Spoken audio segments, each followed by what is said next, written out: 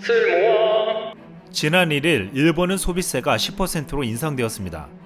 소비세가 인상되면 소비가 위축되면서 일본 내수 경기가 어려워질 것이라는 전망이 있었지만 지금까지 일본은 큰 위기는 모면하고 있습니다. 그 가장 큰 이유 중 하나는 소비세 인상과 동시에 시행한 포인트 환원 때문이었습니다.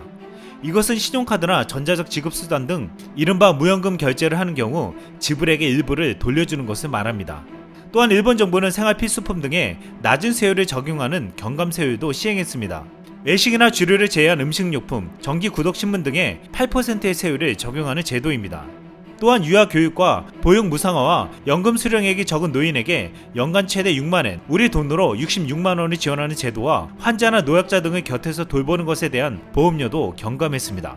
그러나 일본은 내년 6월 일본 도쿄올림픽 직전에 위기를 겪을 수 있다는 전망이 나왔습니다. 포인트 환원 등의 경기 부양책이 도쿄올림픽을 앞둔 2020년 6월에 끝나기 때문입니다. 일본의 경기 부양책이 끝나기도 하지만 이 시점에 현재 벌어지고 있는 미중 무역 전쟁의 여파가 여실히 드러날 것이라는 전망이 나왔습니다. 일본 다이아 종합연구소 고바야시는 미중 무역 분쟁은 중국에서 미국으로의 수출에 부과되는 관세 인상이 일단 연기돼 수출에 대한 우려가 다소 완화됐다고는 해도 세계적인 재고순환이 얽혀있어 생산 조정은 계속된다고 지적하며 경기 저점은 내년 중반으로 예상하고 있다고 했습니다. 이것은 일본의 경기 부양책이 끝나는 지점과 미중 무역 전쟁의 여파가 드러나는 지점이 정확히 일치하고 있는 것입니다. 이렇게 되면 내년 도쿄올림픽은 전 세계의 잔치가 되어야 하겠지만 일본은 가장 고통스러운 시간이 될 수 있습니다.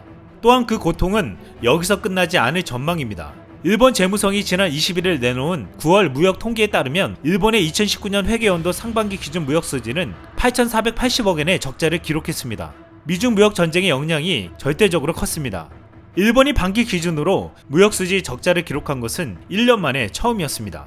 일본 재무성에 따르면 지난 9월 한 달간 일본의 한국 수출액은 4,028억엔, 약 4조 3천억 원으로 작년 동기보다 15.9%나 줄었습니다.